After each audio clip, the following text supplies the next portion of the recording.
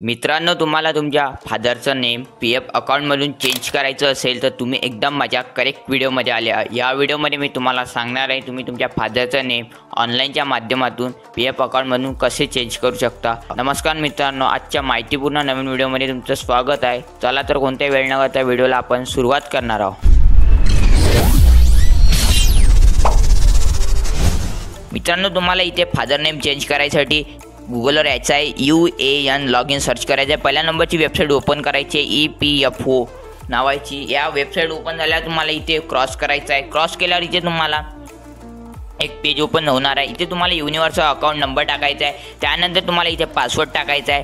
त्यानंतर इथे captcha fill up करून इथे तुम्हाला साइन इन करायचं आहे. इथे तुम्हाला सर्व माहिती ॲक्युरेट भरल्यावर इथे साइन इन केल्यावर तुम्हाला आणखीन एक पेज ओपन होणार आहे. त्यामध्ये तुम्हाला तुमच्या मोबाईलवर एक OTP गेला आहे. तो OTP तुम्हाला या पेजवर इथे फिलअप करायचा आहे. इथे बघू शकता तुम्हाला OTP येणार आहे. तो OTP इथे तुम्हाला इथे फिलअप करायचा आहे. OTP फिलअप झाल्यावर तुम्हाला इथे कॅप्चा एंटर करायचा आहे. कॅप्चा एंटर झाल्यावर इथे सबमिटच्या बटनवर तुम्हाला एकदम प्रेस करून द्यायचं आहे.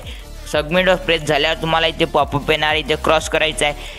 इथे क्रॉस केल्यावर तुम्हाला इथे मेनू बारमध्ये मॅनेज ऑप्शन दिसणार आहे. मॅनेज ऑप्शनमध्ये तुम्हाला क्लिक केला आहे. जॉईंट डिक्लेरेशनवर क्लिक करायचं आहे. जॉईंट डिक्लेरेशनवर तुम्हाला इथे क्लिक केल्यावर मित्रांनो इथे एक लोडिंग झाल्यावर इथे एक पेज उघडणार आहे. इथे तुम्हाला तुमची लेटेस्टवाली मेंबर ID सिलेक्ट करायची आहे. एकदम लेटेस्टवाली इथे सिलेक्ट केल्यावर गेट डिटेलवर क्लिक करायचं आहे. गेट डिटेलवर तुम्हाला क्लिक केल्यावर तुम्हाला 3 स्टेप इथे पूर्ण करायचं आहे. सगळ्या स्टेपमध्ये तुम्हाला डॉक्युमेंट डिटेल तुमची अपडेट करायची आहे. दुसऱ्या याच्या अपलोड करायचं आहे डॉक्युमेंट. तिसऱ्या याच्यात तुम्ही सबमिट करू शकता.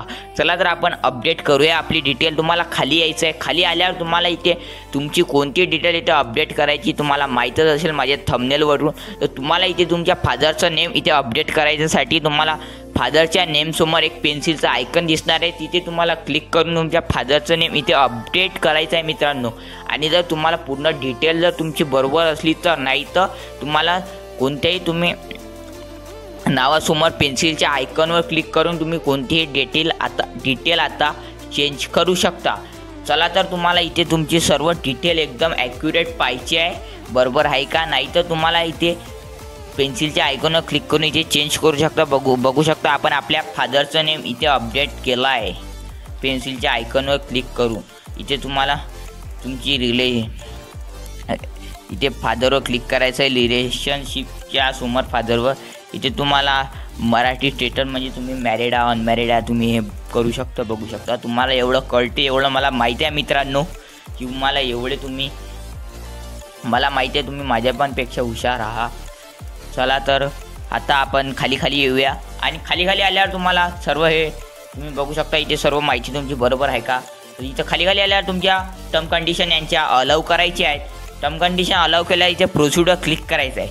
प्रोसिडर तुम्हाला इथे क्लिक केल्यावर मित्रांनो थोडी लोडिंग झाल्यावर एक पेज ओपन होणार आहे. इथे तुम्हाला तुमचे डॉक्युमेंट अपलोड करायचे आहे. इथे तुम्हाला तुमचे डॉक्युमेंट मित्रांनो अपलोड करायचे. जे नोट पण तुम्ही वाचून घेऊ शकता. इथे मित्रांनो त्यांच्याकडे इथे तुम्हाला डॉक्युमेंट ते सांगणार आहेत तसे तुम्हाला अपलोड करायचे आहे.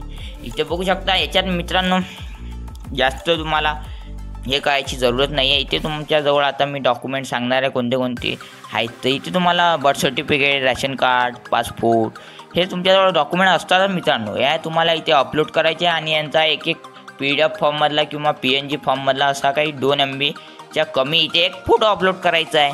चला तर इथे आपण आपल्या डॉक्युमेंट इथे अपलोड करूया. आपल्याजवळ ते अवेलेबल आहे ते. आणि इथे त्यांचा फोटो पण अपलोड करायचा आहे. इथे फोटो अपलोड झाल्यावर मित्रांनो तुम्हाला पहिलं डॉक्युमेंट इथे अपलोड होऊन जाणार आहे.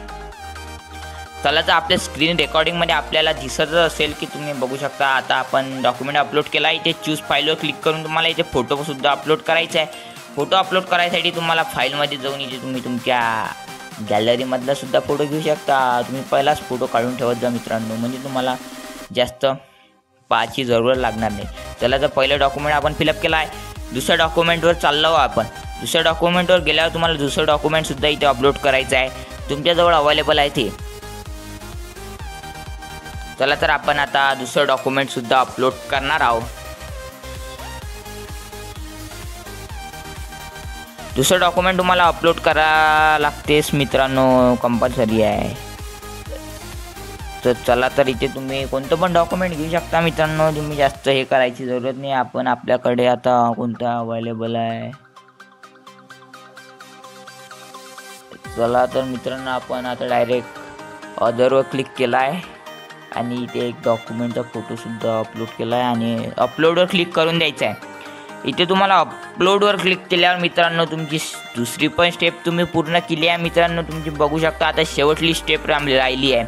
शेवटच्या स्टेपमध्ये तुम्ही बघू शकता इथे तुम्हाला अवेलेबल डिटेल, चेंज रिक्वेस्ट, इथे तुम्ही बघू शकता तुम्ही सर्व होतं कसं पहिले नाव आणि तुम्ही नंतर केलं कसं. चला तर आपण व्ह्यूज ऑलवर क्लिक करून तुम्हाला आता इथे तुमची इथे डॉक्युमेंट नेम, इथे व्ह्यूज डॉक्युमेंट इथे सर्व येणार आहे. इथे क्रॉसवर क्लिक करायचं आहे. इथे तुम्हाला खाली यायचं आहे.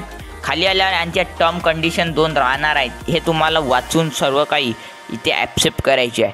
ॲक्सेप्ट केल्यावर तुम्हाला सेंड OTPवर गेट OTPवर क्लिक करायचं आहे मित्रांनो.